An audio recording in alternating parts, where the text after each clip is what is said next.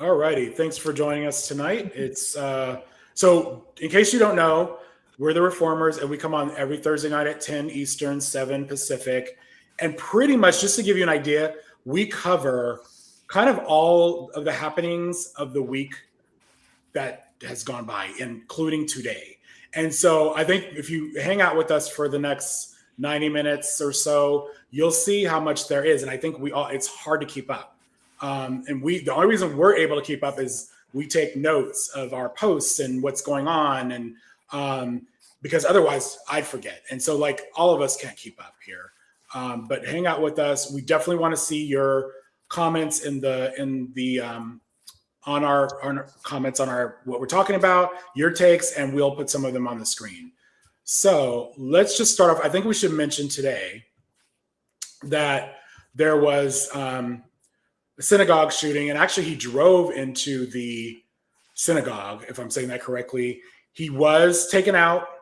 We'll just be real quick about this. He was taken out, but the thing I think that matters with this is who he was targeting, the fact that we are generally at war right now. And so I think we have to be alert. I think if we see something, we should say something. We were conditioned about that after 9/11. I think we kind of need to be in that stance more than ever now. This person, my understanding, or what I've learned tonight, is that he was sentenced to 10 years for planning an attack previously connected to ISIS, and he also has ties to Al-Qaeda. So it's hard to see that this doesn't have something to do with what we're seeing now, which is the war. So that's just kind of like an alert and an awareness point. All right, so can I just add something with that? Absolutely. As a Jewish person, seeing online some of the things that I've seen over the last couple of years since October 7th, it's kind of scary for the Jewish community. We are very afraid. I think I've talked to many friends who have said they're afraid to go to synagogue because of something like this. And in this case, it seems like it may have been someone who was a terrorist. But we saw with the shooting at the Tree of Life Synagogue, and we saw with what happened in Colorado and what happened in Washington, D.C., where 2 people were killed, targets against Jewish people. And there are a lot of people being targeted right now. I'm also Hispanic, and we see that the Hispanic community is also being targeted. But I just wanted to make sure that everybody's aware that language matters. And when you see somebody, because there have been so many things that, like just the other day, I was put on a list. Somebody put me on a list, a social media list that was like Zionist libtard. That was the list I was put on. And I'm being put on lists like that, like all the time. When you see people being treated in a different way, othered because they're Jewish, say something, speak up like you would for any other group. I think there's a lot of fear with that because especially at the beginning, right after October 7th, a lot of resistors were speaking out, like Chris, you spoke out, right? And then you get like a lot of hate for it. But we got to be brave anyway, right? Yeah. Yep, those are good points. Thank you. Okay, so we are going to hit affordability right now. And this, a lot of this ties into the war. Like we're paying, I think everybody who drives a gas-driven car is noticing the gas prices, and they're changing by the hour, or definitely by the day. Yeah. Someone was saying they drove to the mall and it was one price. And when they left the mall, they noticed it was 5 cents more. So this is within like an hour or two. This is today. This is a screenshot I took from today. So the start of the war, 298. This is average, right? 298. Yesterday, 250. So it's just creeping up, and there's no end in sight. I think if I can find this clip, I want to show y'all this. Chris, what are the gas prices by you like? I'm not a good person to ask because I have an EV. So I don't really. I think they're like $5. I think it's like $5. I live in California, the Los Angeles area of California, and it's never really cheap here. Right. What about where you are? Yeah, we're over $5. I think it was $5.19 Yeah. this morning when I drove past. So yeah. So I think the other thing to say here, I think you're going to hear in a clip where, in fact, let me play that right now. Hold on. Happening with gas prices right now. This is a short-term disruption for the long-term gain. How long can we expect to pay higher prices at the pump? It's brief. It's very temporary. We don't know the exact length, but pretty temporary. Pretty temporary. This is going to be a temporary issue. This is going to be, looks like a bit of short-term pain for the long-term gain. As soon as this is taken care of, those prices will tumble and people will recognize that this was a short-term cost to pay for a major long-term gain in the terms of peace and security. Back to what's happening. I don't see the gain here, but I will say this, especially those of us that live in California, we've been through a similar, like maybe not this quick, but when gas prices go up, they go up quickly. They do not come down very quickly at all. And that's even to say, I don't see any signs that this war is ending, even though Trump acts like he can just pull out whenever. What do you all think about that? And also, don't miss the fact that this is so coordinated. All of these different people on the right literally read the same script. And this is, Democrats don't do this very well. Republicans come out on all their social media, on the shows, and they literally said the same thing. Like they didn't make that. They didn't come up with that on their own. Come on. Right. I would like to say I just posted, that was the video I was making. I went to pick up a prescription for my daughter today and it was $100. And so every month she needs this $100 prescription. That's just one prescription for one child. And I just had a little bit of a crash out because I had seen before I went to the store, the clip of a journalist talking, I guess he talked with Scott Bessent, the Secretary of Treasury, who essentially said, he said that there was absolutely no price tag that was too large for this war. That, we'd already spent $11 billion. And I was like, it's been like a fucking week. And we spent $11 billion. Can you imagine what that would do for our infrastructure, like for our schools, for kids that need like lunch or like families that need housing? And I just had a little bit of a crash out because and you're telling me that not only have we spent this, but that somehow this is a war that's not going to take that long, but also it's a war that you're willing to keep an unlimited tab open on. Like that is such a problem, especially, and I know we're going to get to this later, but especially with all the people that are profiting off of it, especially people that are close to Trump and that are like in the Epstein class, right? Like I have such a problem with this because they are talking out of both sides of their mouth, which is what they always do. And I am done. Like this is it. I know I've said that before, but no, today, really, what is the date today? I don't even know. The 12th of March is the day that Casey has gone on record where I'm done with this bullshit from Republicans. You cannot be the fiscally conservative class. You're not. You cannot also tell us that a war is going to be over in like a couple weeks and then also be this inept at everything that you're doing. And also be telling us that, oh, by the way, we might just need to spend every single dollar the US has. So you brought up that we have that clip. Let's just play it real quick. Okay, sorry. To me, that the cost of the war for the United States so far is $11 billion. When asked if there was a number that would lead him to knock on the door of the president and say, Mr. President, we can't afford this anymore, he said, absolutely not. It was a one. Oh, shit. What happened? That's it. I think that's it. That's the clip. That's just the clip. Yeah. That's enough for me. Sorry. I was like, that's enough. I don't need to hear more. I think another one we should talk about is I posted this earlier today about the shutdown. So we're still at a shutdown that's really over DHS funding, but specifically about, we're trying to get some, I don't know. You guys say what you think it is, but it's like, to me, they're moderate concessions. There's nothing major, in my opinion, that we're going after, and Republicans blocked it. But people are still suffering, and Republicans don't care. So watch this real quick. 1,000 who are impacted. As essential employees, they have to show up whether they're getting paid or not. Screeners make an average of about $61,000 a year. A TSA spokesperson says more than 300 officers have quit since the shutdown began February 14th. We had a half a paycheck 2 weeks ago, and this weekend when we get a pay, you're going to get a big fat zero. So unfortunately, a lot of my colleagues' bank accounts are already in the red. He says some of his coworkers haven't shown up to work because they can't afford gas, while others are getting second jobs just to survive. Some of my colleagues donating blood plasma, working Uber Eats, delivering Grubhub. working maybe even another job at the airport. Some people are sleeping in their cars so they can save gas. Did you hear that? So those Republicans were like, oh, it's no big deal. It's going to be quick. There are TSA agents who aren't getting paid, who are resorting to sleeping in cars near the airport, because I'm sure they're not paying airport parking because that's expensive, just to save money on gas.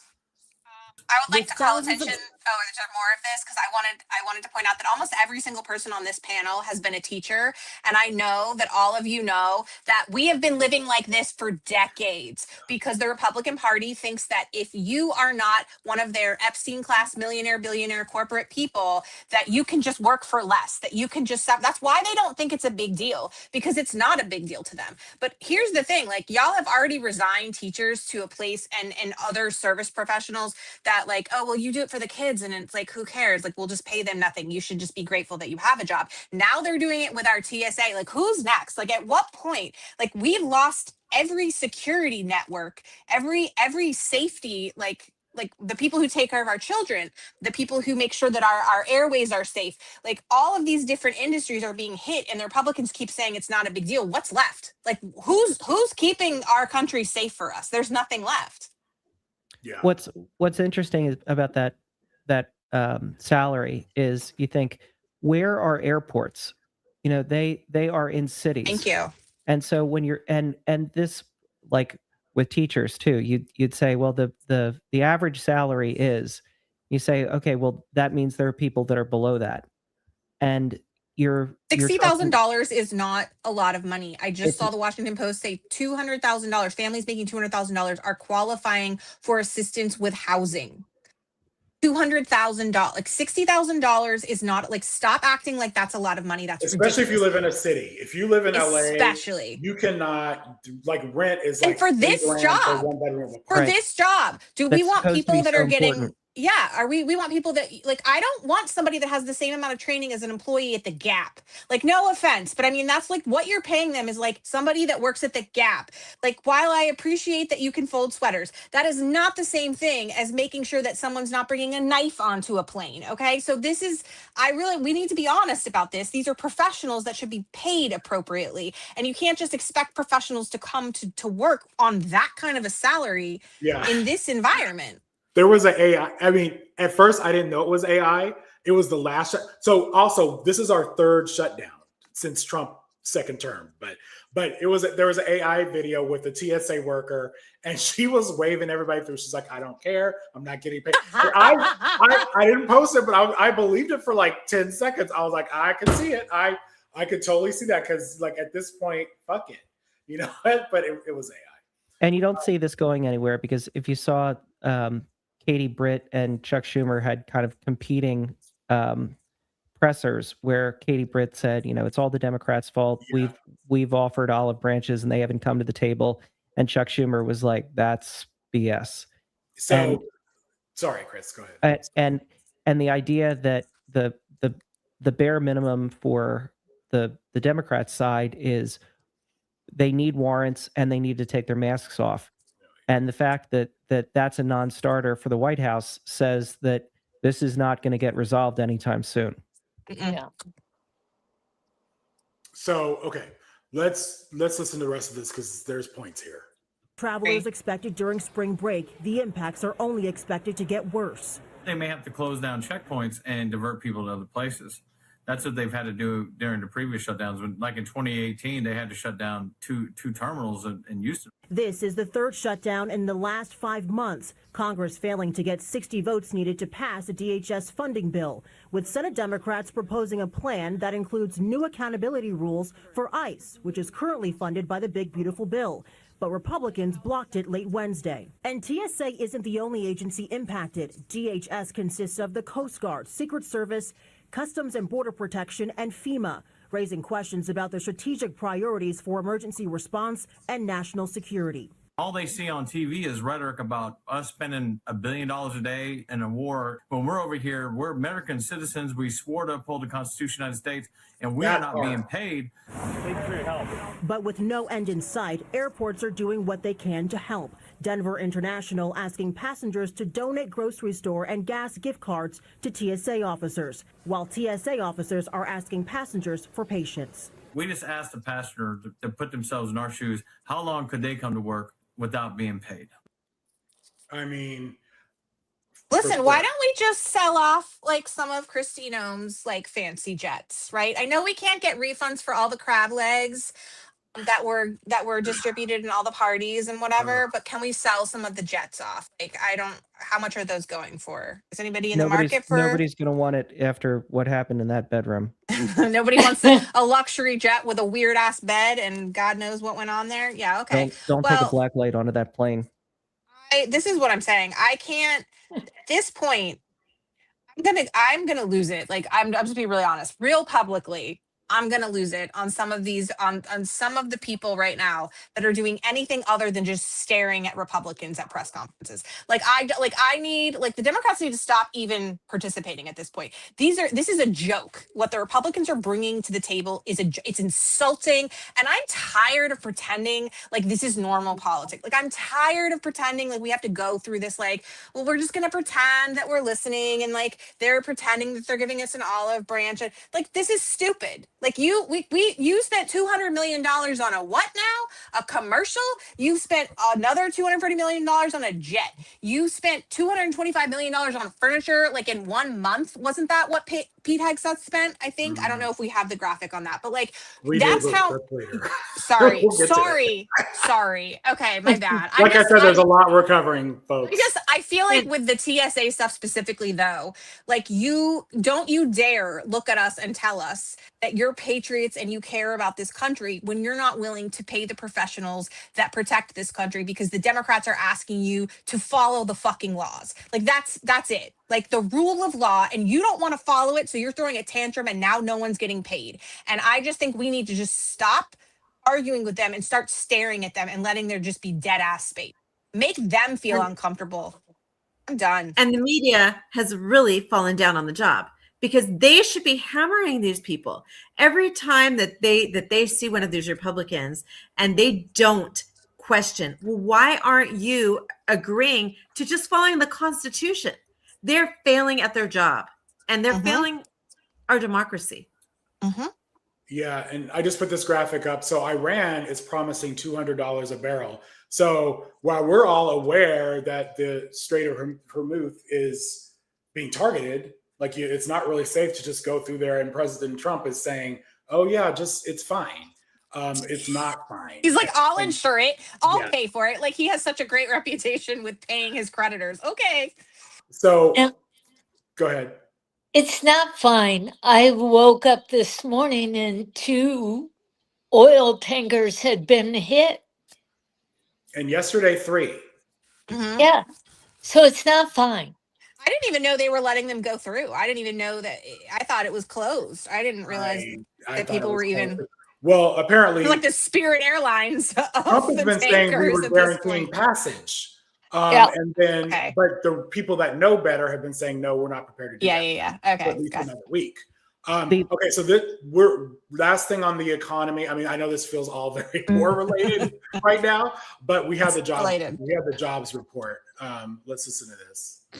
Payrolls minus 92,000. Minus 92,000. That is a biggie. Minus 92,000 last month. 130K downgraded to 126,000. Minus 92,000. Well, what would that comp to? Minus 185 in December of 2020. There's where our comp is. Now, that means we have a revision over 2 months now of minus 69,000. The unemployment rate moves up 1 tick to 4.4%. We're expecting it to remain at 4.3. 4.4 equals where we ended up last year. To find a higher number, you're going to November. So Dece was 4.4. November 25 was 4.5. If we look at labor force participation, wow, a big drop, 62.0. We're expecting 62.5. 62.0 would be the weakest, and I have to really go back on this. 62.0 would equal Dece of 21. To find a smaller number, you're all the way back to November of 21 when it was 61.9. So we're back in COVID numbers. So I think we can just end on that. We can just move to the war full force on that topic. And I think that the thing is, if you look historically, when we're going to war, I'm not saying it's popular, but usually the president gets a lot of support, right? We support who's leading this country. And so this is World War II, Afghanistan war, Persian Gulf War, Iraq War, Kosovo, and Libya, right? And eventually you can see this is Trump. This is Trump's war, Iran war. Well, and the inverse graph would be the amount of time and effort the administration spent explaining beforehand what we were going to do, what the objectives were, and why, and making the case to the American people. Yeah, at least Bush, they may have lied, but at least they tried to, tell us a story beforehand. And that was coming off of 9/11. We actually were attacked here. And they vaguely knew what they were doing. I mean, like, I might not have agreed with it, but most of the time they were somewhat competent. Like, if not, like, if I disagree, maybe I disagreed with their strategy because it wasn't a total strategy. Because again, like with most administrations, they have besties that have, defense contract companies that are making so much money off of this war, and they're, quid pro quoing each other. But they at least pretended, like they tried to act as if they had a strategy. And for the most part, it made sense. And we weren't hearing routine stories about, orphanages or elementary schools being bombed on the date. Like, I feel like we hear that like once a week here. Like there's some, like whether it's this or it's something else, there's some kind of significant error on their part that has led to catastrophic injury and death on a regular basis, like to the point now where people I think are starting to get so either numb or just so overwhelmed that they're tuning out entirely. And I think most people's response to this is, how does he have 41% approval on this war? Yes. So I don't know if these are lagging numbers or they're just calling the wrong people. I think they are both. I think the polling methods and the way they ask the questions. And also some people mentioned this, they're like, maybe they're afraid to say the truth. Some people, maybe they think they're being put on the record, or, it's not totally anonymous or whatever. Some people might feeling like they're not comfortable. And then you could see, I think this is interesting down here, like mega aligned Republicans, 90% approval. That's not shocking, but I also think we have to remember MAGA is a very small percentage of our population. It's not, they get a lot of attention because they're loud, but they are not. Graph. Yeah. It's, For sure. So then, and also they're teeter-tottering, by the way. Like, not even all MAGA, like, right? Even the MAGA that's all, I think that there's not as many that are hardcore anymore, especially when you're talking about those that are vocal and that have platforms. They are here we go. It's not the United States' war. My own feeling is no one should have to die for a foreign country. Our government's job is not to look out for Iran or for Israel. It's to look out for us. I'm just going to be brutally frank. If it's going to be a hard slog, that was not pitched in the 2024 campaign. It just wasn't. We are going to bleed support. I was promised that this would turn into a larger regional conflict. It's hard to believe it. It's hard to believe that at this point. He was the No More Endless Wars candidate in 2016 and 2024, particularly, and this looks like an open betrayal of the base. Literally, he did not,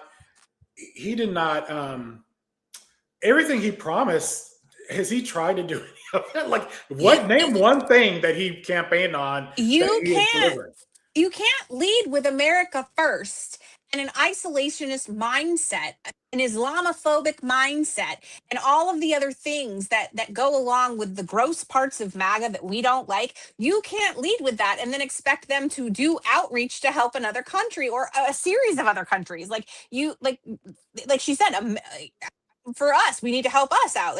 And if they don't see any major benefits they're out. I don't know how you're selling this to them in a way that they're, because you can't use it from like as a benefactor. Like we can't be people that are going in to help. Isn't like that's not their MO. Like strength, okay, maybe, but that's a fine line. It's got to be, there's got to be a cost benefit analysis for them, and they don't see it, even with their math. I've been Has hearing a lot of. anybody? I'm sorry. Go ahead, Sue. Go Has ahead, honey. anybody thought that maybe no one's talking about the Epstein files now? I mean, I'm just saying. I mean, just nobody's talking about it. I mean, a lot of people, the majority of Americans believe Trump launched Iran war to cover up the Epstein scandal. Crazy. It's not hard to draw that through line there. That's high. I feel like that's high for that topic, because I do think a lot of people don't quite understand. I know you think it's like, might think, hey, that's been in the news forever, but I still think there's people that are so like, that are kind of checked out, apolitical, and like, you know, they might have more understanding of not Middle Eastern relations, but like this is something they've been through before. Whereas the idea of a president being involved in a sex trafficking scandal, that's like that's another thing entirely. They haven't lived through that yet. That's a new one for millennials. But I feel like it's just, we're just getting to the beginnings of this, is what I'm saying. There's going to be so much more to come out of this that I feel like those numbers are only going to go way farther. In the general population, you don't have a lot of people that know a lot about Iran and their history with us. And so if you ask the broad populace, you know, what do you know about the history of Iran? You might come up with the Iran hostage crisis in 1979. And you would be hard pressed to find anybody that even the youngest voters at 18 years old who had a history class that got to that point, that and that had the wherewithal to touch on, well, but why did that happen? Because back up a few steps, we are the reason that Iran was in the situation they were in. We contributed to the fact that they had their revolution in the first place. So the broad stroke of people thinking, well, Iran bad, as people start learning more about what has happened over the years, they'll start realizing, wait a second, we did what now? And you add that to, if we're talking about putting boots on the ground, then you're starting to dredge up people's memories of recently in Iraq and Afghanistan and saying, whoa. We do not want to repeat that mistake. Mm-hmm. Yeah. Okay. That's why they want everybody out of schools. That's why they're trying to cut out curriculum. That's why, like, you know, Virginia is trying to pass legislation that makes January 6th a part of the curriculum and taught as like actually what it was, right? Like, and it's funny because half the comments are like, well, why wouldn't it be? That's actual history. And that's like what happened. It was an insurrection. But there's a lot of people that would love that not to be in the history book. And so these more rural and red areas cut out big parts of curriculum. And I would also like to remind everybody, and this is not a ding on teachers. It's a ding on the fact that schools are way over, like, there's too much curriculum to cover. There's not enough teachers.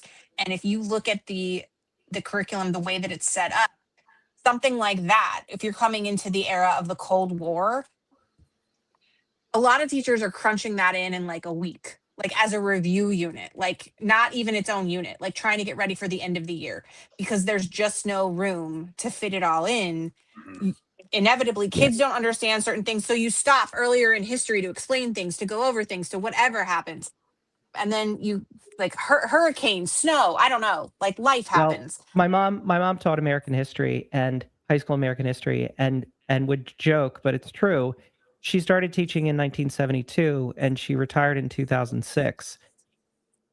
She didn't get more days of school to teach those extra 34 years in 2006 than she had in 1972. And because I taught history first, American history first, and then world history. And I thought American history was bad. You get into world history.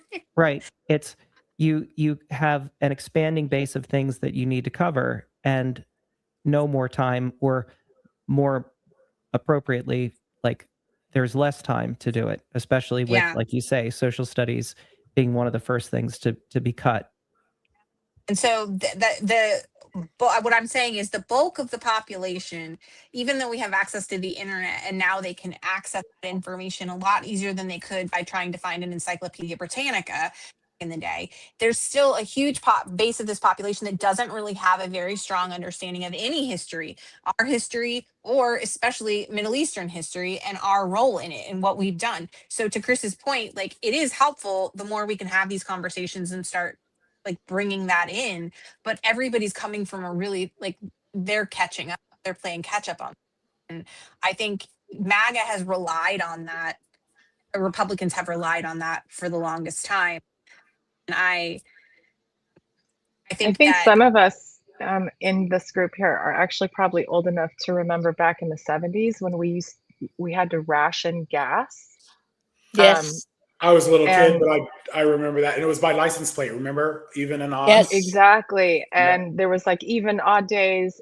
I literally remember my mother, pulling into the gas station as her car ran out of gas and having to have people help us like push the car to the pump.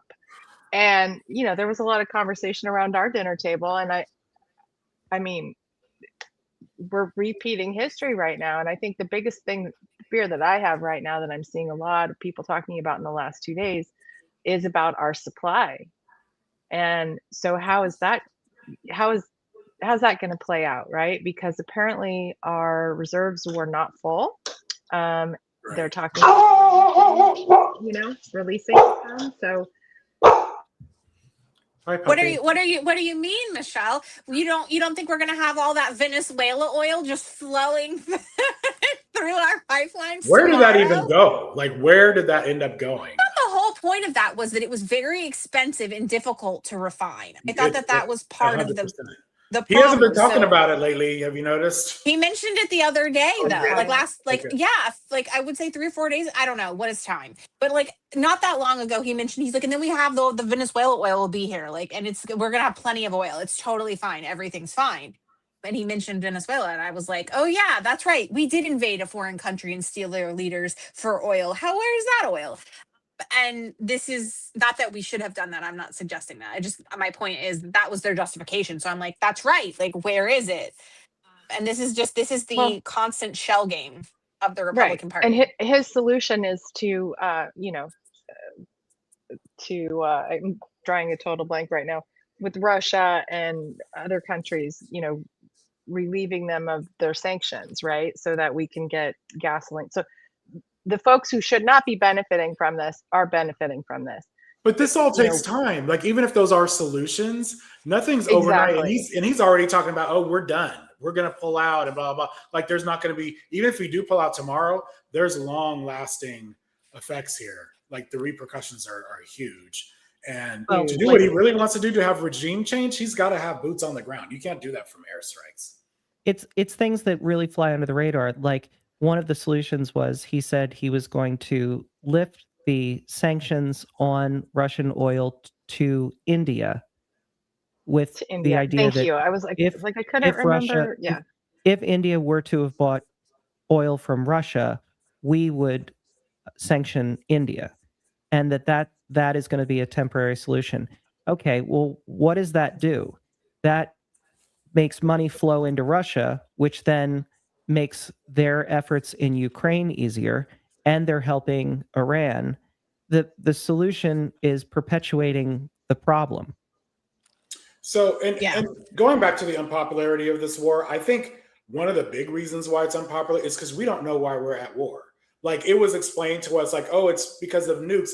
Nobody believed that, because he had already went in, and remember, he totally obliterated, quotes, their nuclear capability, and then we're supposed to believe, oh, they were 2 weeks away. So, like, which is it?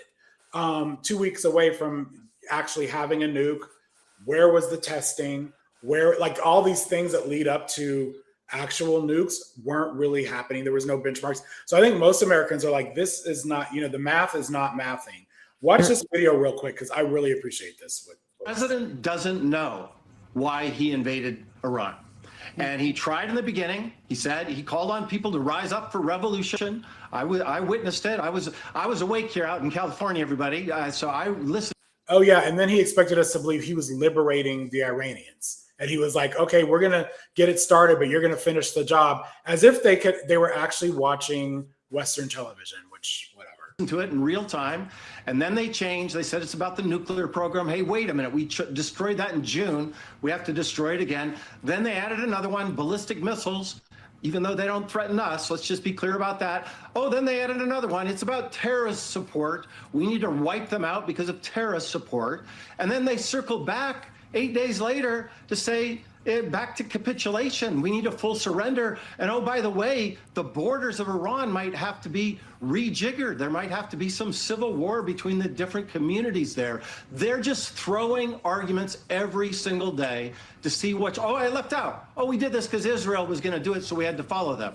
That was Rubio on Wednesday. They forgot about that one on Thursday. They're just throwing these arguments out because they don't know why we invaded, and it's confusing to the American people, and this will be with us for a long time because they still have not figured out why we went to war with Iran. Are you guys making sense of what's going on? And Casey, you did that thread of Chris Murphy. Yeah. So the other thing that I'd encourage people to look at is after yesterday's briefing, Richard Blumenthal, Connecticut senator, came out and spoke to reporters, and he was visibly shaken. You could hear it in his voice. You could tell his kind of dire demeanor, and said kind of what Chris Murphy was saying, but that they could not articulate why we are doing what we're doing. And if U.S. senators are going into a closed door briefing and are coming out saying they're not only is it not a justifiable reason, they're not giving a reason. And that is incredibly frightening. Yeah. Listen to this clip from, oh, go ahead, Casey. No, I was just saying on the front with the Senator Murphy one, I have a video that breaks that all down and shows you all of them if anybody wants to see it. But you can also just go to his that to me was the problem from the beginning, because like in most professions, you have to establish your goals and the outcomes. Like if you're doing a project or like I was saying in school for curriculum, we have to have outcomes, right? We have to know, like, how do you know that you've achieved what you wanted to? Well, what does it look like when you've succeeded? What's the outcome? And this administration hasn't done that. And I want to come back to this, but just pointing out, I think that the Republicans maybe finally have overestimated their capacity to befuddle people, to confuse people, to manipulate. Like I think they maybe have finally overplayed their hands in terms of overestimating their popularity. Yeah. Well, I was going to let you play the clip. I actually want to share this clip of Cheryl Underwood. If y'all haven't seen it, it is just, I thought she was amazing. But just some background, she's a lifelong Republican. She's a comedian and actress. But she also served in the reserves, the Air Force Reserves. So check her out. Here's my problem with it. If it was such a problem, then why didn't the president run on that? Why didn't he clearly say that's what he wanted to do? If you're talking about regime change or you're talking about no more forever wars, but now we're in something that you're not telling us why. And I put on a uniform to serve this country, and I always wanted to know, why am I doing this? It's me in the Air Force Reserve. Why are we doing it? And I do believe when they say you should not follow an unlawful order. Why is this not impeachable? And where are the politicians to say this dude don't have it all the way together? He cannot be the commander-in-chief. And thank you for your service. Thank you, because I'm following the commander chief, and to those families of those 7, we should care more about them than someone's personal interest if you are going to wage war. Because at first it wasn't a war, but now it's the Department of War. Now you are waging war, and you are putting American lives and soldiers at risk. Correct. When I heard that, I was like, yes. Because she's a Republican. I don't think she votes Republican. She just has kept that party affiliation. And she's clearly not a Trump supporter, but she also serves. So I think it's important for people like that to speak out. It seems like it's the. Sorry, go ahead, Susan. I'm sorry. The only other thing I was thinking earlier today was he's gotten us into something that he can't back out of. It's not going to be that we can say it's over, because they're not going to open up that canal. They are not going to. Of course they're not. Well, and that was the plan. And I think that this is here's the problem, is that now we have Trump is a great scapegoat to some extent, because he's obviously got some cognitive issues, which I'm sure we'll touch on later again. He's his personality, his bravado, like all of that, right, plays right into this. But at some point, it's very obvious that he's not driving this bus. And you can see that because of the many times where he has contradicted very blatantly Pete Hegseth in a conference, and then been like, oh, I don't know. Like he literally, like, did you hear? I don't know if we have that clip, but the clip where he's just like, I don't know enough about that. Like, and I'm like, what? Like, you probably fucking should. Like, I mean, this is the thing, is that he acts like it's no big deal because he just plays it off, but that has to hurt his ego as a side, like for him to have to be like embarrassed like that in the press, and it's got to make MAGA feel uncomfortable. But like Susan said, now we're in this position where we full steam ahead, or else what else? And I think that's exactly what Russell Vogt and all of these holy war like people wanted. And I also feel like it typically it's been us on social media calling out his mental failings, his dementia, whatever. And now you're hearing more, like Cheryl Underwood in her own way. She said, he's not all the way together. Here's someone else. Here's another expert. Considering everything we've already seen and heard from the White House over the past week, what is your reaction to the new reporting tonight that Trump has privately expressed serious interest in deploying U.S. troops on the ground in Iran? First, I'm going to say that, I'm going to use the word that a lot of people are thinking, and it's dementia. We have a situation where some would call a malignant narcissist is unfortunately drifting into a state of dementia that is difficult to manage here. This is a major general. With respect to your question, moving ground troops into a 93 million inhabitant country. Persians have a history of extraordinary bravery in combat. They have a history of extraordinary culture and maintenance of their current and their past and their future. So the idea of moving troops into the state of Iran, bigger than Texas, and working ground warfare with all the logistics associated with doing logistics in a great big country, we're talking pretty difficult stuff here. We're not talking Iraq. This is something much bigger and much more problematic than Iraq, and looks like Iraq 2.0 when you look at the failure to plan for the next step in this venture that the Trump administration has started upon. Especially considering everything. Iraq, this double the size of Texas. I mean, not Iraq, Iran, or am I wrong? I know it's quite a bit bigger than Iraq, and I don't think people have a scale. Let me look that up for you. Is the geography, is the fact that Iraq is mainly flat and Iran is encircled by mountains. True. So you've got that problem too. And the idea of the culture, I think, cannot be overstated, that you don't have a situation in Iraq where you could leverage internal struggles that existed for years and years and years. You would be walking into a very unified country that is being invaded, a la Ukraine, and you need to think about it. Did no one watch Red Dawn? You know, if we were invaded, how would you react? Would you just roll over and say, "Oh yeah, okay, just fine. Take my house, take my country"? No, they're going to fight for their own country, and especially Iran.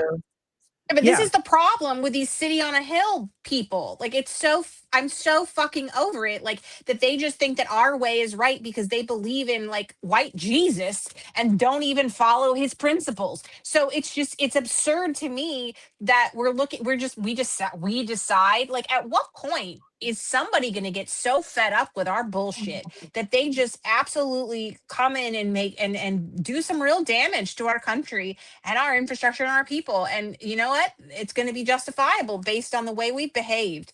If you wanted to know, just like visually, that is the size. Oops, sorry, my bad. That is the size. It says it's the same size as Alaska. It's 2.5 times the state of Texas, and that's where it fits in our gigantic ass country.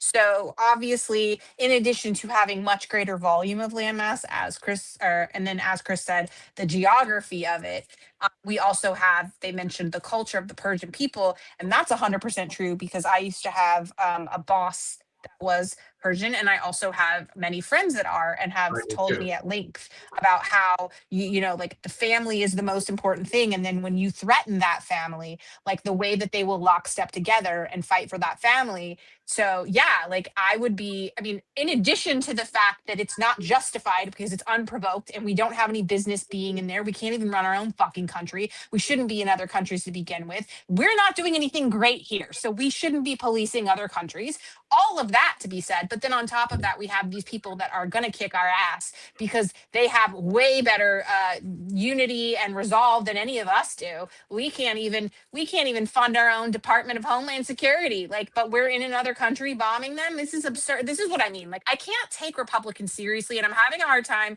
with the media and people that are engaging in these conversations with Republicans when we should be embarrassing them at every single point in the media. Like, at this point, I don't really think you save face. I think you just expose all of the problems until finally someone's like, all right, it's time to start moving people out. Like what they did with Kristi Noem, right? That was because she embarrassed everybody, especially Trump. Let's take the administration on their word initially that this was about weapons of mass destruction. Let's take them on their word that Iran truly was 2 weeks away from having a nuclear weapon. So what does this, let's assume that's true. Okay. What does this teach the world community? What it teaches the world community is the only way you're going to stop yourself from being invaded by a rogue nation in the United States is to have a nuclear weapon. North Korea is not getting invaded. So this does the exact opposite of what you were saying was the reason we're going in there. This makes rogue nations double down on the fact that, well, crap, there's nothing we can do now. Our only answer is to have a nuclear weapon. Mm-hmm. And not only that, now you have places like Dubai being attacked and other places that are just over there like, not that they're innocents, but we're minding our own business relatively. I mean, it's truly become a Middle Eastern conflict. I mean, because 100%. Dubai, their main source of income is tourism. Who's going to fly to Dubai right now? They're trying to get out. And the video that you and I saw that was longer said, if you need to understand that if it was happening anywhere else, it would have been called World War III by now. Right. But because it's the US that's involved, nobody's calling it that. But anywhere else, it would be because it's got such far-reaching implications at this point. So now you've drawn in all of these other countries, and at some point, like the anti-American sentiment that is going to breed out of this is so justified and so valid. And here's where this is going to be different. This is maybe where we shift here. And I didn't put the clips together. My bad. But y'all are on the internet, so you've seen them. The sentiment, the exposure is different, right? Back when I was a kid, and I remember seeing CNN and the bombing that was happening, right? Like I was a little wee tot at the time, but I still remember it. And that's where you saw it, and that was it. You didn't see the people. You didn't see the after effects, really. You didn't know much about it. We are seeing children with shrapnel in their faces. Yeah. We are seeing actively what's happening in real time, oftentimes before the mainstream media. And that's how the mainstream media is getting it, because it's being viral on things like YouTube and TikTok and wherever else, Twitter. And so I would say that the difference is you're not going to get that kind of buy-in the way that you used to, because everybody has eyes on the outcomes of this. So not only did, like Chris mentioned earlier, you didn't sell everybody on this the way that other wars have been sold. You didn't plan it and tell us and bring us all in. But now we're also seeing all of the negative effects. I think if we had access to all of this in previous conflicts, we might not have gone in, right? Because it would become a Vietnam situation real fucking fast, where all of a sudden everyone's like, no, we don't want this. And I just think the more that people see the bloodshed and the money that's spent and all that's gone into this, and also the ineptitude of this administration, the less buy-in you're going to have. People don't feel sorry for our country. They don't like our country, and people know that, and we empathize with those other countries. So we're like, we get it. We're kind of assholes. It's just our leader. Don't hate us. And how long is that going to last before, right? Like, it's not going to last long. Casey, Right. you had brought up a point that on one of the questions, Trump had said, well, I don't know about that. That was when he was asked about the school bombing, that for the umpteenth time, that the United States had struck a school. He still has not come out and said it was a mistake. Yeah. And it's been, I think it not only has it been confirmed several times at this point, now they're trying to double back and be like, oh, well, it wasn't on our maps. But then now, like, Reuters is like, yeah, it is. Like, here it's been on there for years. Like, what were you doing? And not only did you hit it once, but you hit it twice. So you had like 40 minutes to confirm if that was actually your target, and then you just like threw out another bomb, right? Like that, the video showed the two different missiles hitting it within, like, I think 40 that minutes. Reporter, I think the more telling part of that is his reaction psychologically, because it shows that truly he is not in control of this. Because in any other situation, the reporter was very adamant about just flat out saying, you are lying. And think about classic Trump. Classic Trump would have shut that down, would have yelled at the guy, would have called him fake news media, would have. That is not his response. His response was, I don't know enough about that to answer. That He is can't think not. on it. He can't lie on his feet anymore. This is what I said last week. I was like, we've gotten to the point now where before he would just lie. He can't think of lies fast enough. So I'm surprised he's out in front of the press as much as he is. I know they can't get his phone away from him, so they can't get him off True Social. But I am surprised that they keep scheduling these things and don't pull him away, because it is pretty evident at this point. It's not just that he doesn't know what to say and that they've fucked up. That's true. But it's also that you can clearly see some of the times where he pivots, or in that clip that I shared yesterday where the reporter was like, well, Pete Hegseth has said it's going to be short and you've said it's going to be long. Like, which one is it? How long is this war? And he's like, I mean, you could say both. Like, you could say both. I mean, he doesn't, like, he We're really building doesn't. a new country. He doesn't have the ability to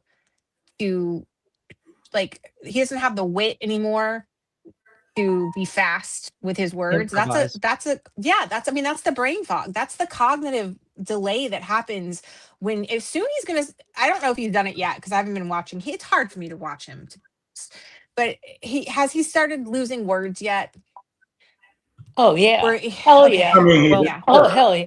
But I one mean, like, you know, reporter- has that, because that ramps up really bad where you can't think of basic words like, you know, dog or whatever. Like he'll be like, you know, that thing. He that thing- substitutes. He One repo- substitutes One the reporter words. pointed out, and I thought this was brilliant, that he kept calling the engagement an excursion. Yeah. We're taking an excursion to Iran, and somebody pointed out, "I'll bet you anything." Someone described this as an incursion, and he heard excursion. That's it.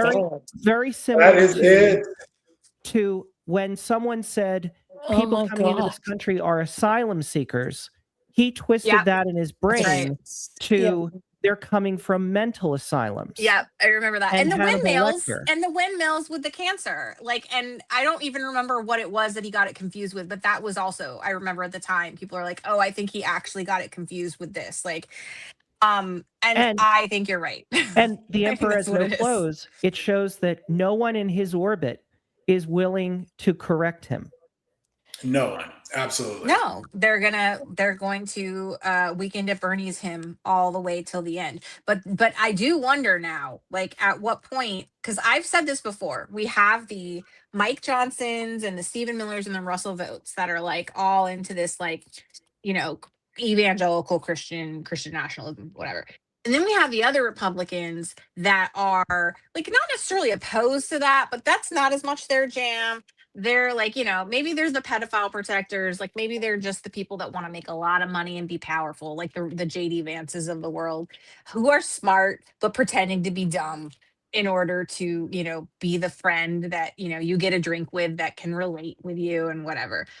At what point are they breaking apart? Like, you know what I mean? Because they're at some point going to be like, we can't stomach this. Like, who gets thrown under the bus first? And is that coming? Because I feel like it is. I feel like that we saw today or yesterday, it was the reporter that pressed him on the issue of his attorney general saying that elections were fair in Arizona. Because he was like, oh, like, why did they take the records away? And he's like, oh, it's probably rigged. And they're like, but your own attorney general said that it wasn't. And then he just snapped back and was like, you're a terrible reporter. And we're seeing that more and more of the press feeling emboldened to actually like follow up and ask questions, which is like, yay, welcome to 2026. But I wonder at what point, how many times he embarrasses us, like substantially to the point where people have like, you know, this guy can't be carrying around our nuclear codes when we are actively engaged in a fight with a Middle Eastern country. I feel like the time is coming. I really do. I know I say that every week, but I really feel like I hope so. something's happening. I'm telling you, 2 years and a day. 2 years and a day is when people are going to flip. My concern is that they. Okay, go ahead. No, I was just going to say, here's the clip that Susan conspiracy mentioned. theory. United States bomb a girls' elementary school in southern Iran on the first day of the war and kill 175 people? In my opinion, based on what I've seen, that was done by Iran. Is that true, Mr. Hickson? It was Iran who did that? We're certainly investigating. Still We'll be The only side that targets civilians is Iran. Investigating ourselves. We think it was done by Iran. We think. Because they're very inaccurate, as you know, with their munitions. They have no accuracy whatsoever. It was done by Iran. You said you want to be involved in the selection of the next leader of Iran. Can you talk to me? Well, because I don't want to just come back every 10 years, and mostly you'll have presidents, that will do that because they don't get it. But we don't want to come back every 5 years or every 10 years and do this. So we want to pick a president that's not going to be leading their country into a war. So here's what Oh he's my done. God. He's got rid of one Visceral awful reaction. person. Sorry.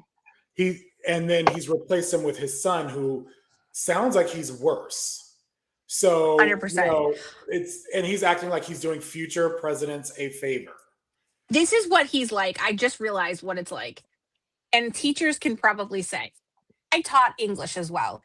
And so both in my history classes and my English classes, you had to do critical essays that required you to be able to synthesize material and read material and whatever. And I swear to God, he is like the student that came to class and listened to everything, read the Cliff's Notes, like you sat down and you said, this is what it is, and you tell them, and then they go home and they come back, they have no fucking clue because they never read the book. They don't know what's going on, and they're trying to piece it together. And you can see in real time them trying to reach back to that. They're saying some of the same phrases that you taught them over and over, right? That they memorized, but they don't understand because it's not synthesized. There's no critical thinking there. There's no synthesis of the material. You don't really know it. That's the point. Like, because you can fake it up to a point for this like level 1, if you're doing blooms or whatever, like you're at the level 1, you could maybe fake it for a while, but you can't fake it on a stage like this. This man has been sat down by Stephen Miller and like whoever else, and they have gone over this stuff and they've pumped it into his brain over and over and over. This is also why which he can't retain, but this is also why he doesn't seem like he knows stuff, because he doesn't, because I don't think he's being exposed to stuff. I think they're giving him what they want him to know, and then he's trying to memorize it and have responses for people. It's the same thing they do with Carolyn Levitt, right? Like she comes in with this prepackaged stuff she's willing to talk about, and then if you press her on it, she gets really mad. She starts to get upset. She can't really handle it because they don't have talking points that exist out of their prepackaged talking points. And this is where it starts to fall apart. Well, and their talking points aren't true. They're not based on any reality whatsoever. Right. They're all right. So how do they all keep up? Right. They get sent their memo every day. This is what we're talking about today. Press just has to be a little bit stronger. The people in Congress just have to be a little bit stronger. The people in the public have to be a little bit stronger, because when you push them, at some point it's going to fall over because they don't have a foundation. They've just got this package of lies. Remember they're when not the even press able to sell. Remember when the press went nuts over the Hunter Biden laptop thing? Yeah. Why are we not having that same response right now? Why do we not have folks hammering it every single time? And they're afraid. I really think it's fear, because he will sue the networks. And well, and his sons, on that note, like when we're talking about Hunter Biden and like inappropriate, nepotism, his sons are benefiting. They've invested in drone companies that are supplying parts. It's insanity, right? So war profiteering has a long history in this country. So oh my God. Yeah. I just think it's crazy though, because I just remember there being so much yap nonsense about, a $10,000 loan that Hunter paid his dad back for his truck. And it was nonstop crazy for like 2 straight years. And now we've got both of his sons invested in this company, this drone company. The other one, Barron or whatever his name is is profiting. He's got many. I can't keep track. He's profiting. He's like betting on the stock market. So like, what? That's the video I talked about. I'm like, they're all making so much fucking money, and we can't so much money pay for our prescriptions. And these people are like buying and selling, and they're quid pro quoing with their defense contractor buddies. And everybody, this is by the way, this was, Chris said, this is the American way. But at least in the past, there were like 4 or 5 degrees, it's like we played 7 degrees of separation with Kevin Bacon, and you could kind of maybe like have some like notion that you didn't have any connection to these people. Meanwhile, this guy's like, it'll be like the person sleeping next to him, in his house, like that owns the company. And they're like, well, this is just whatever. And people are, I don't know if it's just at this point also a little bit of being immune to it, because not everybody's going to get sued by him, right? And they know that. Some of it's just, I think people brought it up initially, nothing happened, and people were like, oh, well, nothing's going to, nothing's going to change, because no one, like, what's the accountability? What's going to happen? Basically, we don't have the numbers in Congress to remove him. Republicans aren't ready to impeach him and take him out of office. So what's the point? What's the point, right? People feel gaslit into this is just the way now. And I think if that's why I said, like, at the beginning, I'm like, I've done March 12th is the day that I've done. Like, I'm no longer engaging with these people. I'm just going to start saying ridiculous things. Does that make me any better? Is that going to help anything? No. But am I going to look at somebody like Pete Hegseth and be like, you used to be on Fox News. You have no fucking clue what you're doing. And I resent the fact that I should have to engage in conversation with you and just stare at him Like, stop talking to these people. I'm so mad. I'm so upset Did about it. video game Pete, did he ever serve in the military? Yes. Yeah. He did. Okay. He was I believe he was a major, or I don't remember. Okay, because he was in the SEALs, right? Was he in the SEALs? He was not a four-star he was the general. Marines. No, he was. I feel Okay. like he was in the reserves, though. I don't know. Exactly. Anyway, Right. he's not qualified to No, be. it doesn't matter. Like, you can be in the military and not also be not very head of bright. the whole Department of War, which, when do we get to change that back? So watch this next clip. Here's Trump talking about higher gas prices are good for us. And this is from today. I posted this a couple hours ago, but there's something else here. A post from the president trying to spin high oil prices as good news, arguing it helps make the U.S. a lot of money. Of course, some of that money comes from the pockets of American taxpayers. Gas prices today averaging $3.60 a gallon, up 35 cents in just a week.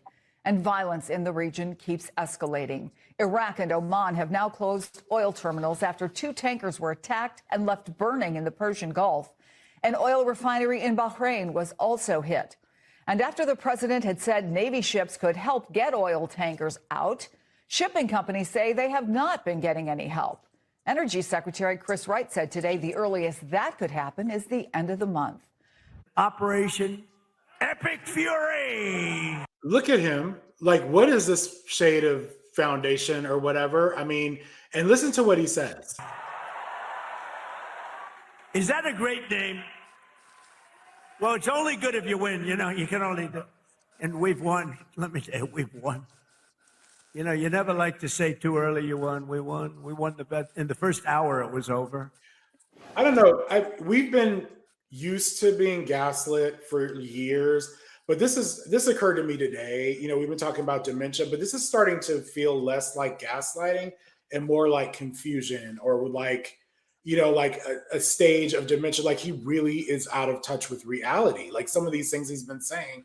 And I think he really believes we're winning the war. He really I think that's what they're believes telling him. Yeah. I think they're telling Yeah, him that. exactly. I think, and because this is the problem. The guy mentioned earlier, the fact that we're talking about a malignant narcissism. This is the problem with a narcissist, is they want to be told that they're amazing. Like, they want to sit down and let you tell them all of the great things that they are. So somebody like Stephen Miller pulling him aside and being like, we're going to tell you all these great things about you, and also XYZ, I'm sure he's eating it up because they're just telling him great things and he's coming out here and repeating them. He has no idea what's going on. Well, Chris, the graphic you put up for support for the war, the entire point of breaking out MAGA is so that you show him only the MAGA part, so that you can say, Mr. Trump, your supporters are supporting this war 90%. 90% of your supporters support this war. And then he feels good, and then you do what you're going to do in the background because he's not really running things anyway. Yeah. Yeah. It's only a problem. It only becomes a problem if he starts saying or doing things like so off script that they can't. You guys, is this the same? Was that clip the same one from where there's video of him talking about women, saying the women are beautiful? Is that today? The same? This is new. Yeah, I don't recall that. There's one from today where he's talking about women.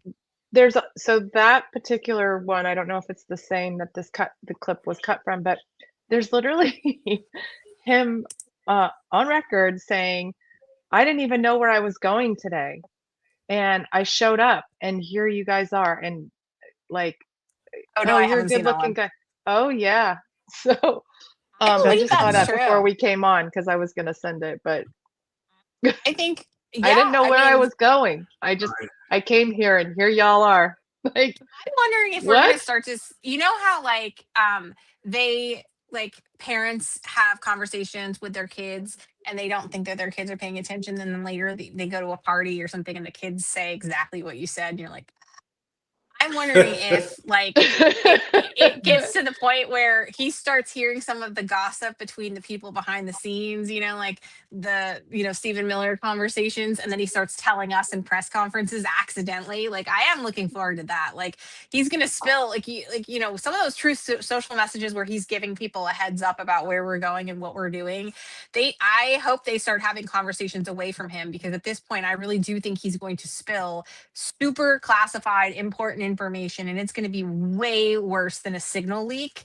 It's going to be like he tells the whole world that we're about ready to launch an operation before we even launch it. Like, I think he's such a liability at this point, and his cognitive ability has fallen so far when you compare clips of him now even to 2 years ago, how substantially worse he is.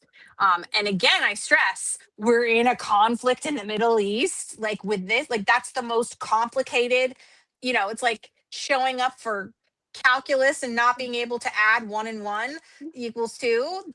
This is where we're at.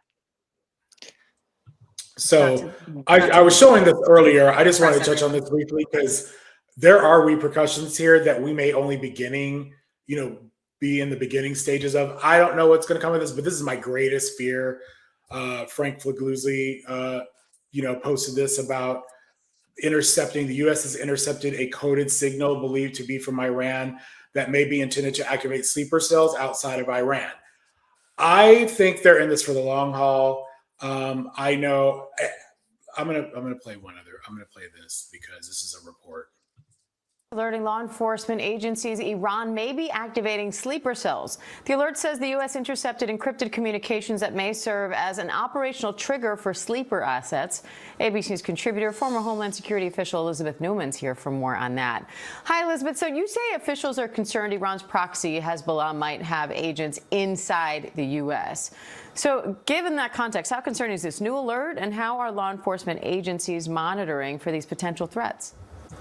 Anytime we go to war overseas, there is a homeland threat component to it, especially a country like Iran does not have the capability to beat us militarily. So they rely on asymmetric means. So they will look to use cyber attacks. They will look to use proxies like Hezbollah, criminal agents to try to disrupt things here in the homeland. So I'm not surprised that we're seeing this bulletin. I'm a little concerned that it took a week for this to come out. I've talked to a number of state and local partners over the last week.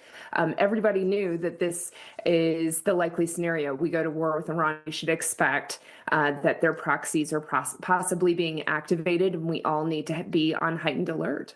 Former senior CIA field operative Daryl Blacker is here for more. Hi, Daryl. So how do sleeper cells like this work, and what are the biggest concerns? Sleeper cells like this are typically people who are comfortable in the country in which they're living, even though their priorities might exist, whether with the Soviet state or in this instance, the Islamic Republic of Iran.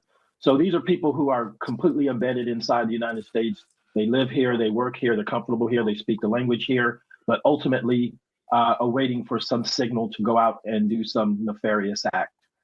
How do intelligence agencies work to stop sleeper cell threats? So you start to look for what we call indications and warnings, any type of signal that might suggest that these guys are part of some type of cell that the intelligence community might be aware of and law enforcement now, but the average person would not.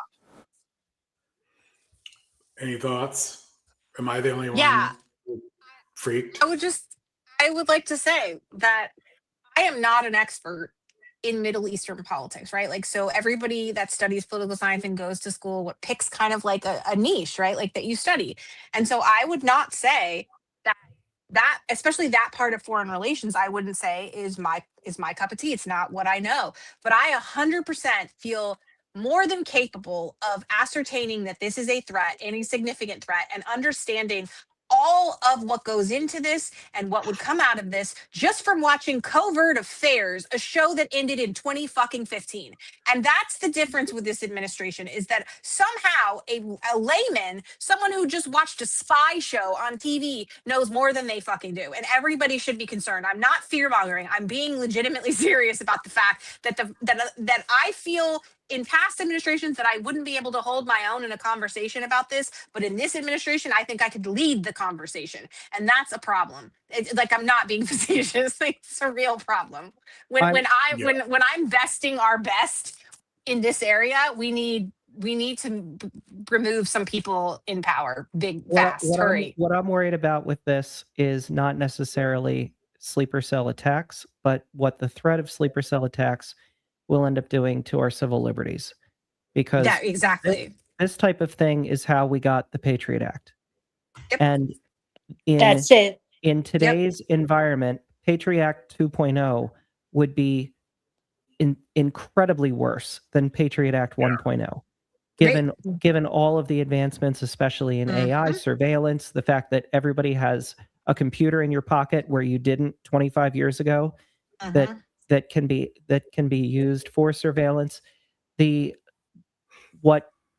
What I see happening is this being leveraged to create even more of a surveillance state. I think you're right. And I think that the fact that this has been sort of their plan all along, right? This is a party that's it. I'm sorry if anybody disagrees with this, but I'm not going to pretend. This is a party that wants to create an assassination attempt. They'll do that just to change the narrative of the press and try to win an election. So what's to stop them from creating something like that and calling it Iran's fault? I mean, they're blaming them for the bombing of a school that was clearly what we all see and what the rest of the world sees is our fault. So what's to stop them from replicating an attack like that on domestic soil and calling it Iran's fault, so that they can take more control over, anything, like not just elections, like anything. I'm saying, like that this is an administration or a party that has spun out and is on the fringes and is willing to do anything to keep their power, because this is rooted in not just power and money, but in ideology, religious ideology, which is one of the most dangerous threats, I think, at this point that we have seen. Well, so this went viral. The dignified transfer, I believe wasn't it last weekend? Was it Saturday? Yeah. And then Fox News on Sunday tried to head fake us. Let's watch. J.D. Vance and Secretary Lady Usha Vance attending a dignified transfer to honor. So the voice you're hearing is Fox and Friends on Sunday. The upper screen is the actual current dignified transfer. And just a reminder, 7 troops were lost. At this time, there were 6. But during this week, a 7th service member passed away. The final homecoming of the 6 U.S. service members killed in Kuwait. The solemn ritual returns the remains of troops killed in action. It is considered one of the most somber duties of a commander-in-chief. So everyone freaked out because he was wearing the campaign hat, basically, and how disrespectful that was. I mean, people caught that like right away. So then the following day, so if you look at Fox, just to be clear, if you look at Fox live footage of the dignified transfer, it did have the hat. But this was the following day. I guess they didn't like the results. No, they didn't like the optics because everybody was upset. Yeah. And so the next day they put in a previous video. So I think he doesn't like his hair doing that fluffy thing that it's doing, and he was wearing a hat to cover it up. That's absolutely what happened. That's crazy. My mom said, I think he's losing his hair. I'm like, starting to lose. Like, she was like, I think he's starting to lose. That happened in the 70s. Yeah, those are hair plugs. That's what's left of his hair plugs. was. Right. But he had a bad hair day and he knew it was windy. And he was like, let me just put on this hat. That's what happened. And Fox News knew that. And they knew that everybody was upset about it. So they're just like, let's just dip into our archives. And here's the problem. Once again, this goes back to what Chris was saying too. We all have little computers in our back pockets and we can just pull up these clips that otherwise wouldn't have been accessible when we went to war with Iran, in the 90s, when we invaded Afghanistan and Iraq. This is going to be the problem. And this is also why we might see more pushback and like what Chris was saying, threats with civil liberties, because we can call them out so quickly.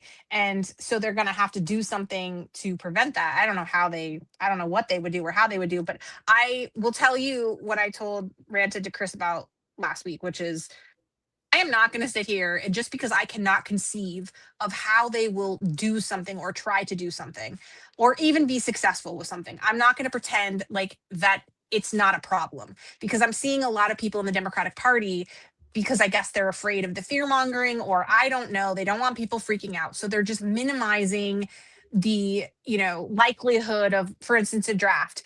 Do I think a traditional draft could be employed right now? No, I don't think we have the logistics of it. But would I tell you not to be concerned about that? No, I would tell you to be empowered by that and to get involved with your local elections and to find ways to plug into your community and basically hold your representatives accountable now, right? Start having that conversation with your friends and whatever. But I'm not going to say that could never happen, because we've seen that this is a party that doesn't play by the rules. They don't follow the Constitution. This administration doesn't seem particularly cared about, they care about it at all.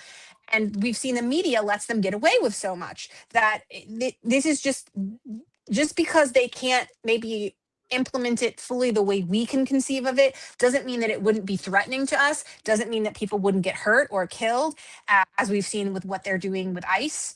And as Alex Preddy's family and Nicole Good's family could tell you, and all the others that have been killed could tell you. So again, these people are threats to our Constitution, to our society, and to everybody living in it until they're replaced with people that actually know what they're doing, because he doesn't have a clue. And then the other people who actually do maybe understand geopolitics, they're not in it for the same reasons that other people may have run countries. Because, look, I don't love George Bush, but I do think he loved this country, right? And you can't compare the two, right? Because I'm just thinking of the last Republican we had in office. It's Trump. I mean, Trump only loves himself. I think he would throw Ivanka Trump under the bus if it would save his, his own ass. Yeah. And that's his pride and joy. Yeah. He puts his family above anybody else, but I think he'd put himself above them. Yeah. That's a narcissist. Most parents would, give their life for their kids, not that one. Yeah. Mm-hmm. Okay. Let's hold on. The wildest comb over ever. It is. I mean, that's the thing. It's comes from this side of his face. I don't make fun of people unless they're evil Republicans that want to take away your rights and freedoms. I think everybody gets the pass with these ones because they deserve it. But that's like Marco Rubio's ears. I'm so sorry I didn't bring the picture, but did you hear did you see the thing about his ears? No.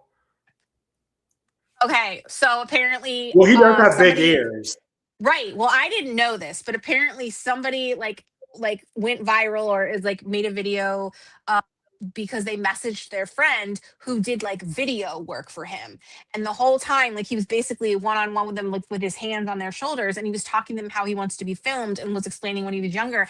And I can't say the word, but it's a Spanish word for the big ears, that they called him that was his nickname. And so he apparently had surgery on his ears and it didn't take, and it was bad, and the surgery went bad, cosmetic surgery. And it didn't do well, but he was showing how he didn't want to look like Trump's dad, which I didn't realize Trump's dad had really big, ugly ears. And so then they showed a picture of that. And now that when you look at his ears, they're enormous and I can't not see it. And I was normally I would not say anything about this, especially if somebody is insecure about it, but that man deserves all of this, all of the criticism. So when you're done with the live, and anybody that's watching right now, you can side Google this and come back and tell me. Go look at a picture of Marco Rubio's ears, because I was crying and I was like, how have we never noticed this before? It's so bad. Anyway, sorry, that's just No, you're good. an upshot. The next, so Pete Hegseth did this one of his lovely press conferences, but this kind of touches on the point that you mentioned earlier, Casey, the condescending tone that, I don't know, for some reason with me, like with Trump, I can't stand him. I don't like listening to him. But once in a while, a little charm comes out at least. None of these other motherfuckers have any charm. None of them. And listen, and I think they all try and sound Trump-like, but they don't get it. We've taken control of Iran's airspace and waterways without boots on the ground. We control their fate. But when a few drones get through or tragic things happen, it's front page news. I get it. The press only wants to make the president look bad, but try for once to report the reality. The terms of this war will be set by us at every step. It's what these Hegseth was complaining that it was front page news about these 6 service members who were killed. That's not what the secretary said, Caitlin, and that's not what the secretary meant, and you know it. You know you are being disingenuous. There is not, we've never had a secretary of defense who cares more. Drones get through or tragic things happen, it's front page news. I get it, the press only wants to make the president look bad. Yeah, as you know, we cover press the deaths of U.S. service members under every president. The press does only want to make the president look bad. That's a fact, especially you. No, listen to me. Especially you and especially CNN. And the Secretary of Defense cares deeply about our war fighters and our men and women in uniform. He travels all across this country to meet with them, to connect with them, and your network has hardly ever probably reported on that. You also had the chairman of the Joint Chiefs, Chairman Kane, who's a brave patriot, standing alongside the secretary at the Pentagon this morning, again expressing his condolences to these families. And I just told you that the President of the United States will be attending their dignified transfer. So please, That's not making the president look bad. That's showcasing that. We expect you to cover that as you should. We expect you to cover that as you should, Caitlin. But you and your network know that you take every single thing this administration says and tries to use it to make the president look bad. That is an objectable fact. I don't think covering troop deaths is trying to make the if you're president trying look to bad. if you're trying to argue right now that CNN's overwhelming coverage is not negative of President Donald Trump, I think the American people would tend to agree, and your ratings would tend to disagree with that as well. I mean, How if is anything, Caitlyn still they give allowed him in a that pass. room? How is Caitlyn I think still they- allowed in they that all room? give him a pass, if anything. No, but how is Caitlyn allowed? Because she really she does Good for her. show All I Good for hear is the her, Sandra and whatever Vasquez's. whatever pharmaceutical she took. I asked last week, I was like, what are these people taking to be able to stay in the room with it and stay calm? Like I know what's happening. Like I see what's happening. It's like I'm watching a movie again, right? Like I'm reliving what I've already seen in a movie, but I still couldn't keep my calm with KK Carolyn. I would lose it. Like if somebody spoke to me that way,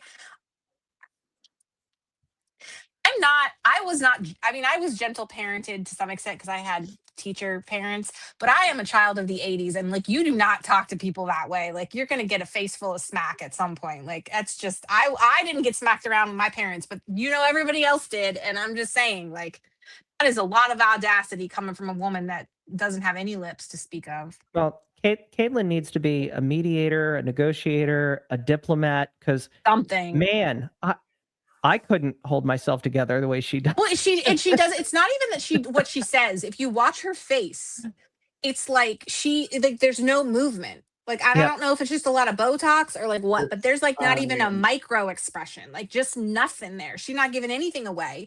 She is just like, it's like she expects this kind of awfulness and she's okay. And she's just immune to it now. How do you get immune to it? Is there a pill I can buy? Because I would love to not be, my blood pressure can't take this. Like God knows I won't be able to afford the medication in this healthcare system. So I don't know if anybody has. Did you hear her start to say, she goes, he cares more. He's the most caring Secretary of Defense ever. Like they always say, the most transparent president, the most transparent administration. It's if you don't believe that, something's wrong with you. She was off her game because she said Secretary of Defense. Yeah. Yeah. I'm telling you right now, Secretary of War. I said this back in 2023, and I was like, the Republicans have paid for, and nobody will ever be able to tell me differently. They have paid for some kind of a PR campaign person from Hollywood. Like they've pulled somebody over from that. They know how to create this kind of narrative, and just the way that they do it in Hollywood, where they give these little packages, these press packages to other people, and you'll start to see like people chiming in and talking about somebody else or their movie or whatever. It's all planned. Like anybody that lives in LA knows this. Like it's all planned where they show up to take pictures. Like people don't realize that. They think it's like, oh, this is just like a natural thing that's happening. No, it's all orchestrated. It's all planned. It's all fake. And they do that to sell movies. They do that to sell celebrities. And so if they've had a scandal or something, they all get together and unify behind talking points. The Republicans are doing the same thing. And that's why like they speak about each other in loving language. I don't know if you saw the clip of Erica Kirk and what's her face, the Sarah Huckabee, like at an event speaking to women, and like the way that they're caressing each other and talking, like it's all planned.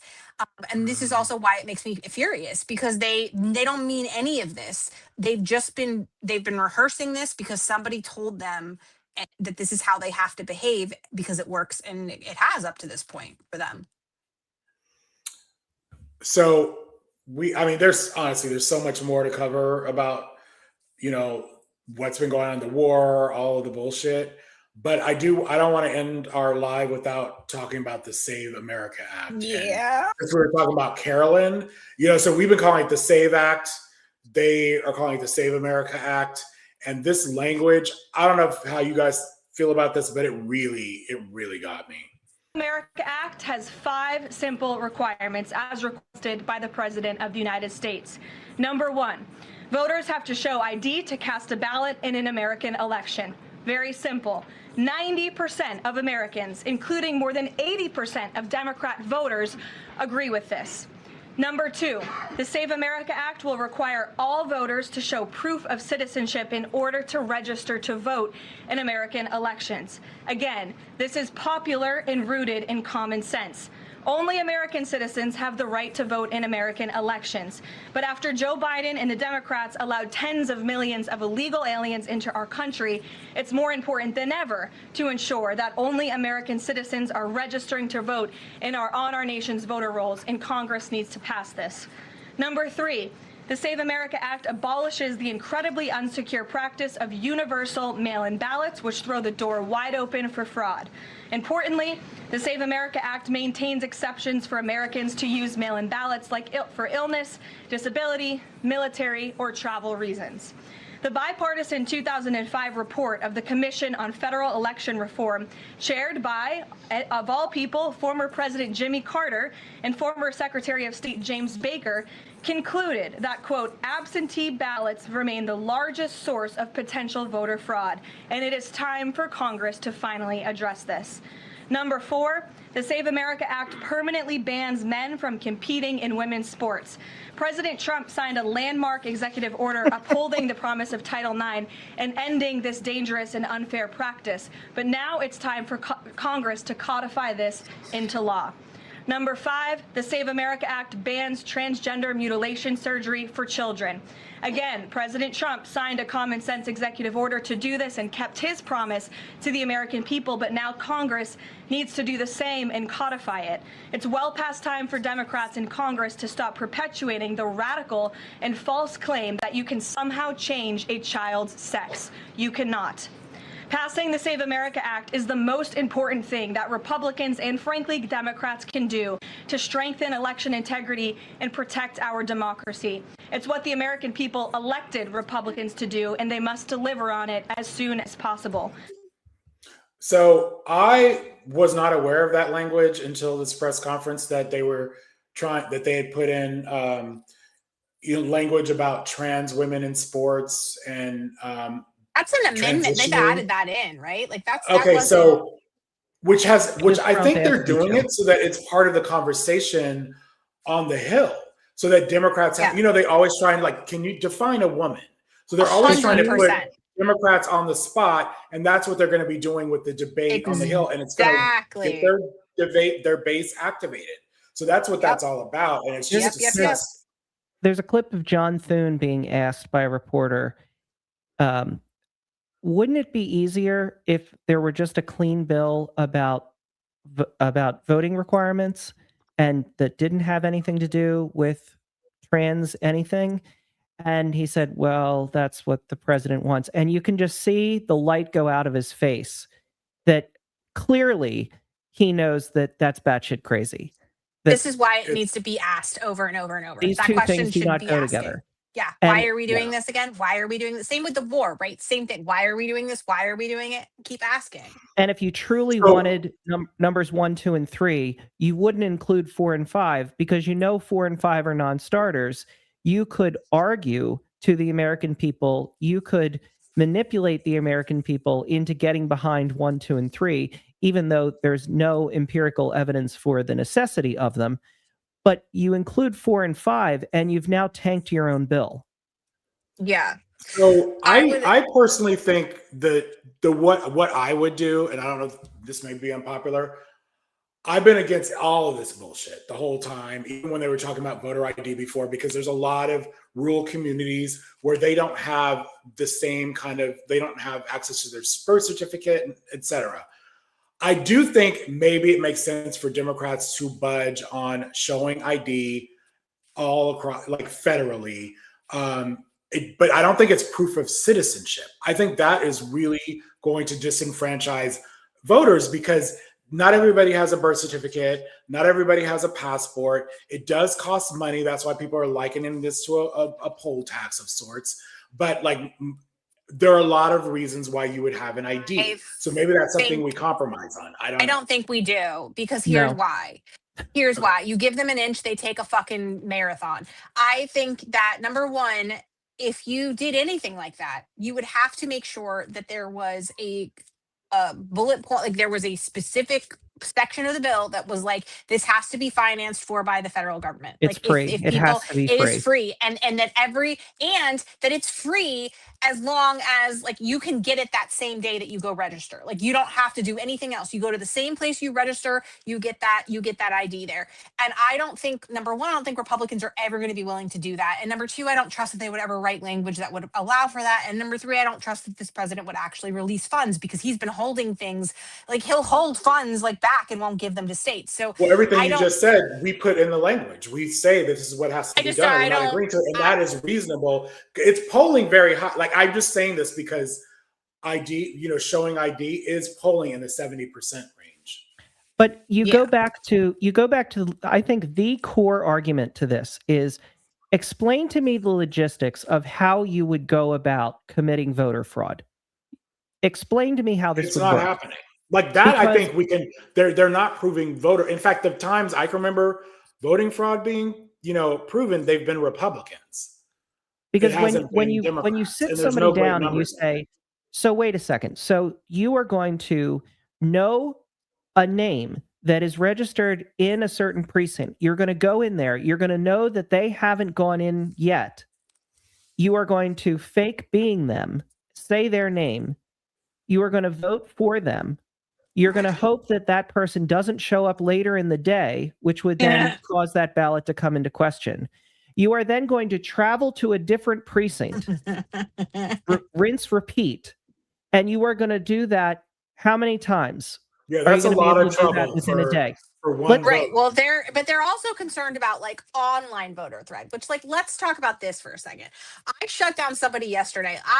If you have anybody, by the way, as a side note, anybody that's watching that needs somebody to talk to them about it, just tag me. And I'm happy to come in and I will have a full conversation with them about this, because this is my favorite thing. Do you know why? Because it's so fucking stupid. And everything about it is stupid. And if you're going to talk to me about saving money and being financially responsible and moving this country forward in terms of technology and progress, then don't tell me that we're going to sign a bill that's going to make 42 states obsolete in terms of their voting systems. Do you know how much money that's going to fucking cost to overhaul all of that? Like the amount of money that it's going to cost to get people in to take all of this information down, because remember, a lot of it was being done online, and that streamlines things. Technology makes things faster. And so now we're going to have to pay people to do that. But we're also going to have to pay people to get licenses and documentation for the 20 million plus people that do not have appropriate identification under this bill. I don't care if it's 10%, it's still going to be at least 20 million people. And that's a lot of fucking people for like small little county and district offices to have to contend with. They're going to have to pay people. Do you know who pays for that? Do you know who pays for that? You pay for that. The federal government doesn't pay for that. You, the taxpayers, pay for this. So this shouldn't be the Save America Act. It should be the Cost America a lot of fucking money act. And that's how people should be talking about it. Well, 100%, but they don't care about that. So you can't talk about disenfranchisement to people who don't want you voting in the first place. These are people that would be happy if only white men voted. So don't use that. People don't care. Republicans don't care. Now, the average person might, but they don't. Yeah, exactly. They don't care. But if you start talking about money, I obviously object to 4 and 5, but number 3 is really a deal breaker for me. And this is what I mean.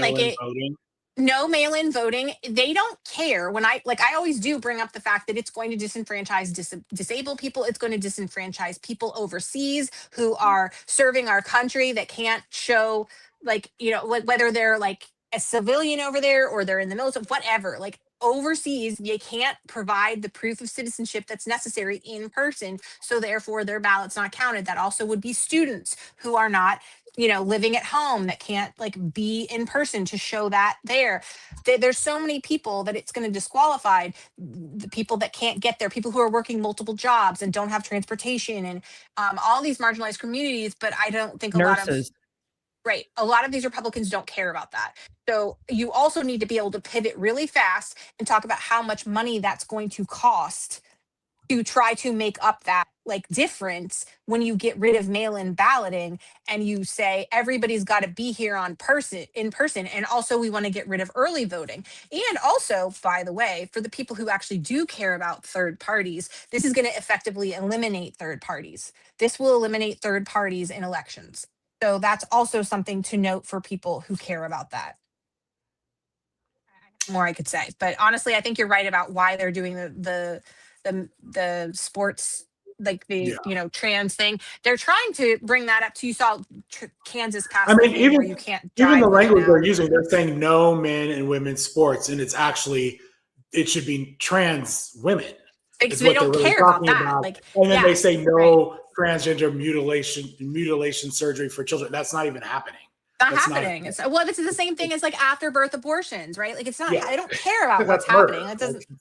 They can just this is a lot easier for them to just, like you said, get their people on fire for it. And it's the same reason why they keep trying to sell voter fraud, because people really feel patriotic about that and want it to be they don't voter fraud that's so anti-American, but it's not happening. And that's the problem. It's not happening at all. It's so minimal for all the reasons that Chris stated, because it's just who's doing it and who's that motivated, and how do you think really one vote is going to change the dynamic of say the president, the office of the president or whatever? I mean, I know everybody's vote counts, but you know what I'm saying? This isn't going to be a widespread.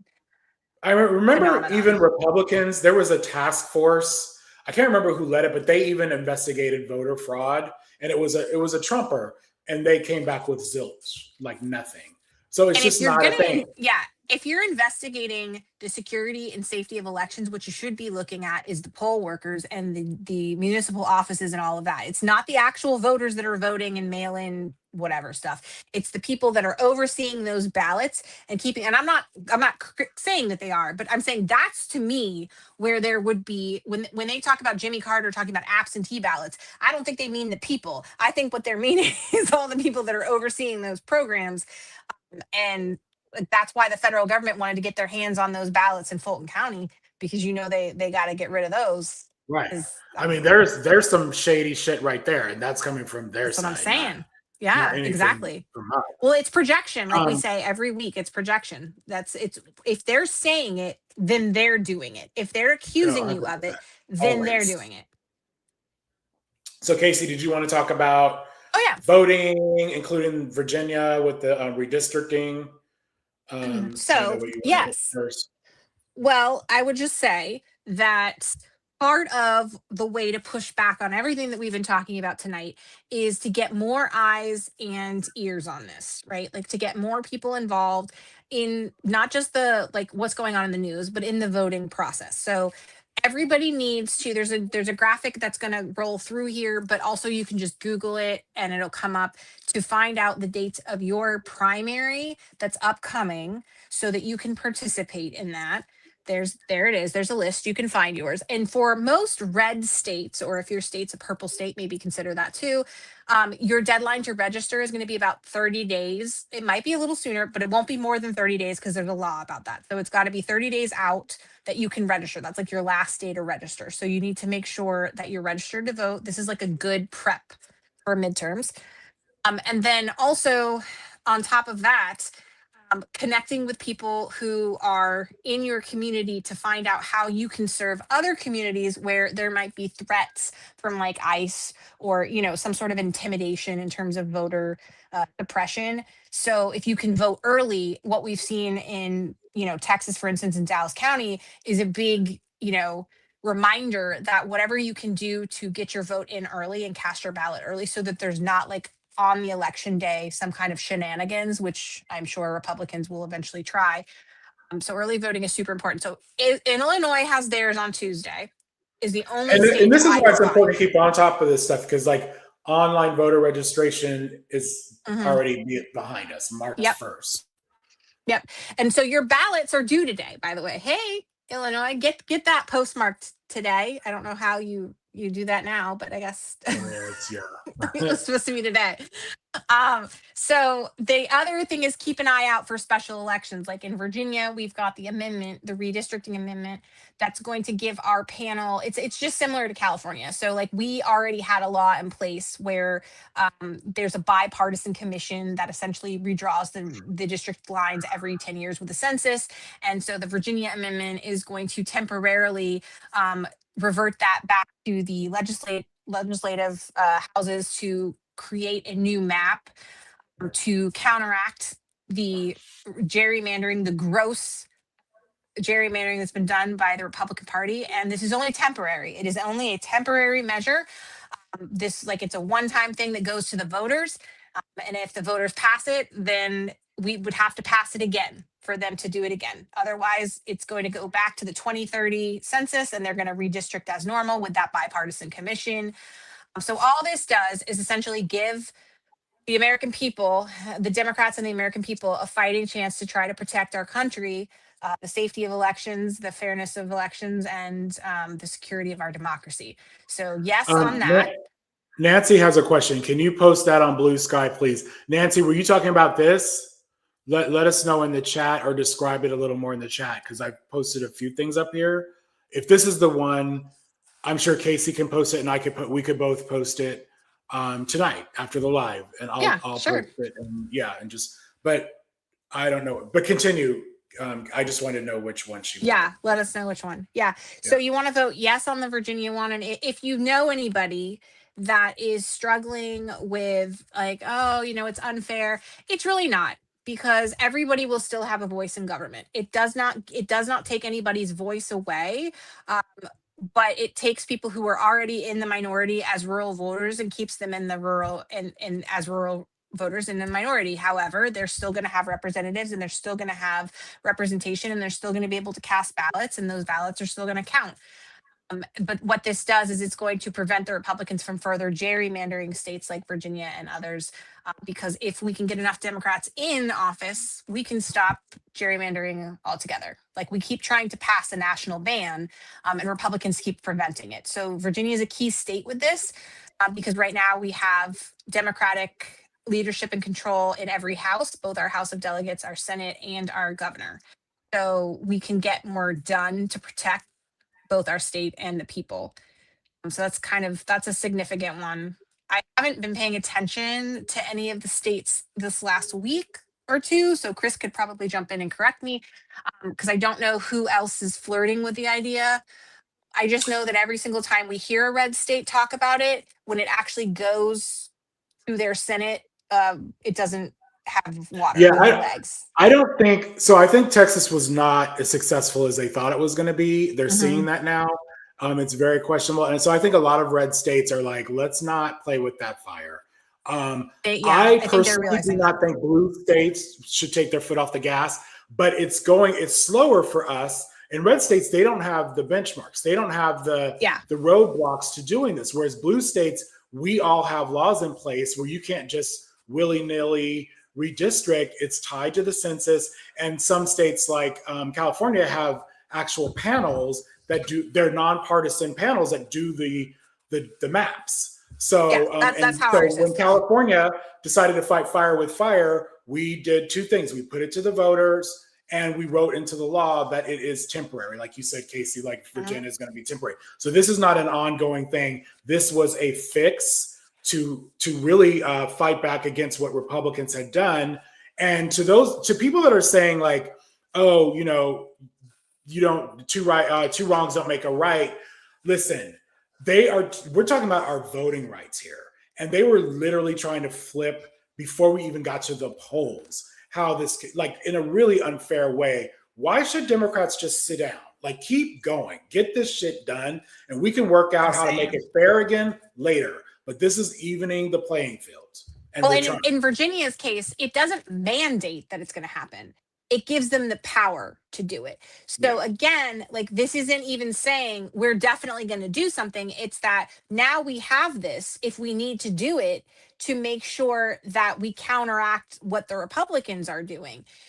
And I would say that a lot of states, in Virginia included, because we've seen before, it was a very gerrymandered Virginia before they started addressing that.